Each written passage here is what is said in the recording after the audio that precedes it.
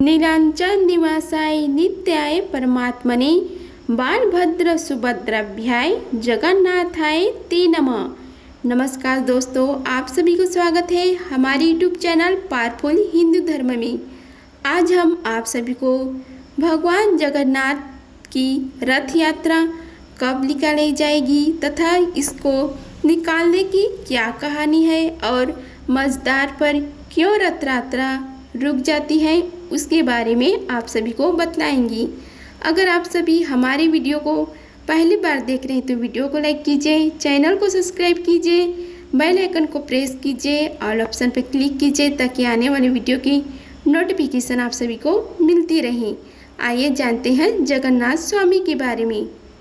हिंदू पंचांग के अनुसार हर साल आषाढ़ मास की द्वितीय तिथि को भगवान जगन्नाथ अपने भाई बलराम और बहन सुभद्रा के साथ अपनी मौसी के घर जाते हैं। उड़ीसा के पुरी शहर में स्थित जगन्नाथ मंदिर में हर साल धूमधाम के साथ रथ यात्रा निकाली जाती है। इस बार 7 जुलाई 2024 को रथ यात्रा निकाली जाएगी। इस बार रथ यात्रा के दिन 5 शुभ योग बन रहे हैं जो बहुत ही दुर्लभ है। यह बात ज्योतिषी ने बताई है। उन्होंने बताया है कि इस बार द्वितीय तिथि प्रारंभ 7 जुलाई को 3:44 तक, अगले सुबह से द्वितीय तिथि समाप्त 8 जुलाई अगले सुबह 4:14 तक। इसी वजह से श्रद्धालु को पूरे दिन पूजा पाठ करने का भी मौका मिलेगा। साथ ही सिद्धि जो योग का निर्माण हो रहा है उसके बारे में आप सभी को बतलाते हैं। आषाढ़ मास के शुक्ल पक्ष की द्वितीय तिथि पर स्वार्थ सिद्धि योग का भी निर्माण हो रहा है। इस योग भी रथ यात्रा निकाली जाएगी। यह योग पूरा दिन है। शिववास भगवान जगन्नाथ की रथ यात्रा शिववास का भी दुर्लभ संयोग बन रहा है। इस दिन देवों के देव महादेव जगत जननी आदिशक्ति माँ पार्वती के साथ रहेंगे। स्वामी की रथ यात्रा की शुरुआत कैसे हुई थी उसके बारे में आप सभी को बतलाते हैं। जगन्नाथ रथ यात्रा का आयोजन हर साल उड़ीसा की पुरी में होती है। हर साल आषाढ़ मास की शुक्ल पक्ष की द्वितीय तिथि से लेकर 10वीं तक रथ यात्रा का आयोजन होता है और देश दुनिया से इस यात्रा का दर्शन करने के लिए भक्त आते हैं। रथ यात्रा में हर साल 3 रथ शामिल किए जाते हैं, जिसमें से एक रथ भगवान जगन्नाथ, एक रथ बलराम जी और एक रथ बहन सुभद्रा का होता है। आइए रथ यात्रा के महत्व और उसके बारे में जुड़े बातों के बारे में आप सभी को विस्तार से बतलाते हैं।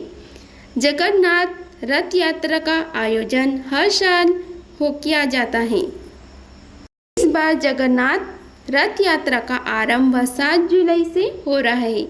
जगन्नाथ रथ यात्रा का हर साल आषाढ़ मास के शुक्ल पक्ष की द्वितीय तिथि से होता है और यह रथ यात्रा 10वीं तिथि को समाप्त होती है। भगवान श्री कृष्ण के अवतार माने जाने वाले भगवान जगन्नाथ अपने बड़े भाई बलराम और अपनी बहन सुभद्रा के साथ हर साल उड़ीसा की पुरी शहर में रथ की सवारी करने निकलते हैं और इस यात्रा को दुनिया भर में रथ यात्रा के नाम से जाना जाता है। जगन्नाथ जी की रथ यात्रा में शामिल होने का पूर्ण सहयोगियों के बराबर माना जाता है। जानकार बताते हैं कि रथ यात्रा की तैयारी अक्षय तृतीया के दिन से श्री कृष्ण बलराम और सुभद्रा की रथों के निर्माण के साथ ही शुरू हो जाती हैं।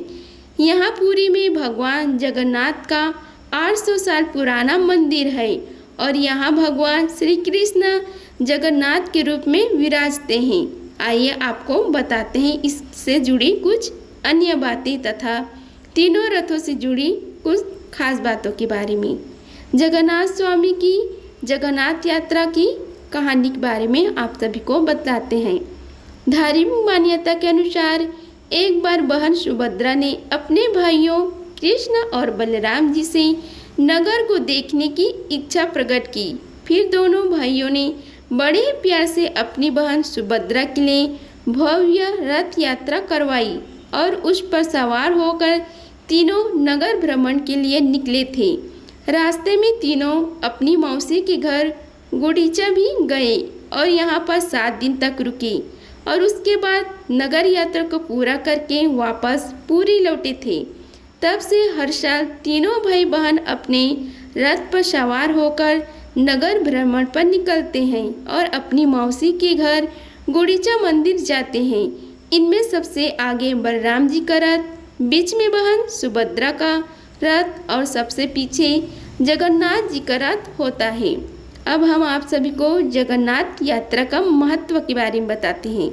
भगवान जगन्नाथ और उनके भाई बहन के रथ नीम की परिपक्व और पकी हुई लकड़ी से तैयार किए जाते हैं। इसे दारू कहा जाता है। रथ को बनाने में केवल लकड़ी को छोड़कर किसी अन्य चीज का प्रयोग नहीं किया जाता। भगवान जगन्नाथ के रथ में कुल 16 पहिए होते हैं और यह बाकी दोनों रथों से बड़ा भी होता है। रथ यात्रा में कुछ धार्मिक अनुष्ठान भी किए जाते हैं। मान्यता है कि इस रथ यात्रा का साक्षात दर्शन करने पर से ही 1000 यज्ञों का पूर्ण फल मिल जाता है। जब तीनों रथ यात्रा के लिए सज सवज कर तैयार हो जाते हैं तो फिर पूरे की राजा गजपति की पालकी आती है और फिर रथों की पूजा की जाती है। उसके बाद सोने के झाड़ू से रथ मंडप और रथ यात्रा के रास्ते को साफ किया जाता है। उड़ीसा की पुरी में भगवान जगन्नाथ की रथ यात्रा पिछले साल से शुभ से मनाई जा रही है, क्योंकि कोरोना के कारण 2 साल से जश्न नहीं मनाया जा रहा है। हर साल आषाढ़ मास की द्वितीय तिथि के दिन रथ यात्रा मनाई जाती है और पुरी में यह सबसे बड़ा त्योहार से एक है। रथ यात्रा को देखने की बड़ी संख्या में भक्तों की भीड़ उमड़ती है। पूरे एकलौता ऐसा मंदिर है जहां भगवान जगन्नाथ अपने भाई बालभद्रा और बहन सुभद्रा के साथ विराजमान हैं। इस मंदिर के दर्शन मात्र से भक्तों के सभी कष्ट दूर हो जाते हैं। लेकिन कहा जाता है कि भगवान जगन्नाथ की रथ यात्रा को एक मजार के सामने आते ही रोक दिया जाता है। ऐसे में यह सवाल है कि आखिर भगवान जगन्नाथ की रथ यात्रा को मजार के सामने क्यों रखा जाता है और ऐसे करने के पीछे क्या कहानी है। तो आज हम आपको रथ यात्रा के बारे में बताने के साथ ही यह भी बता रहे हैं कि भगवान जगन्नाथ की रथ यात्रा को खतरे के सामने रोकने के पीछे क्या कहानी है। आइए जानते हैं। कहा जाता है कि इस रथ यात्रा के दौरान एक मजार पर भी भगवान का रथ रखा जाता है। यह मजार ग्रैंड रोड पर करीब 200 मीटर आगे है और जैसे ही यह रथ वहां से गुजरता है तो दाईं ओर एक मजार है जहां यात्रा के समय रथ की मुड़ने से खुद ब खुद रुक जाता है। यहाँ कुछ देर के रथ के राजा के बाद फिर रथ आगे बढ़ाता है। अब तक ज्ञात नहीं है कि भगवान जगन्नाथ के रथ को यहाँ क्यों रोका जाता है। इसके पीछे कुछ पौराणिक कथाएं हैं। कहा जाता है कि जहांगीर के वक्त एक सूबेदार ने ब्राह्मण विधवा महिला से शादी कर ली थी और उसका एक बेटा हुआ जिसका नाम सालबेग था। माँ हिंदू की होने की वजह से सालबेग ने शुरू से ही भगवान जगन्नाथ पंथ का रुख किया। सालबेग की भगवान जगन्नाथ के प्रति काफ़ी भक्ति थी, लेकिन वह मंदिर में प्रवेश नहीं कर पाए थे। रथ यात्रा में शामिल होने वाले उड़ीसा आए तो वह बीमार पड़ गए। सालबेग ने काफ़ी दिन तक वृंदावन में भी रहा और रथ यात्रा में शामिल होने के कारण उड़ीसा आए तो भी बीमार पड़ गए। इसके बाद सालबेग ने भगवान को मन से याद किया और एक बार दर्शन की इच्छा जताई। इस पर भगवान जगन्नाथ प्रसन्न हुए और उनका रथ स्वयं ही सालबेग की कुटिया के सामने रुक गया। वहां भगवान ने सालबेग को पूजा की अनुमति दी। सालबेग को सम्मान देने के बाद ही भगवान जगन्नाथ का रथ आगे बढ़ा। ऐसे में आज भी यह परंपरा चली आ रही है। निकाली जाती है जगन्नाथ की यात्रा, उसके बारे में भी बताते हैं। ज्येष्ठ मास की पूर्णिमा तिथि के दिन भगवान जगन्नाथ, बहन सुभद्रा और बड़े भाई बलराम भद्र को गर्भगृह से बाहर लाकर स्नान कराया जाता है। माना जाता है कि इसके बाद भगवान जगन्नाथ बीमार पड़ जाते हैं और उन्हें बुखार आ जाता है, जिस कारण वह 15 दिनों तक शयन कक्ष में विश्राम करते हैं। इसके दौरान भक्तों को दर्शन की अनुमति होती है। इसके बाद आषाढ़ मास की शुक्ल पक्ष की द्वितीय तिथि के दिन वह स्वस्थ होकर अपने विश्राम कक्ष से बाहर आते हैं और इसी खुशी में भव्य रथ यात्रा निकाली जाती है।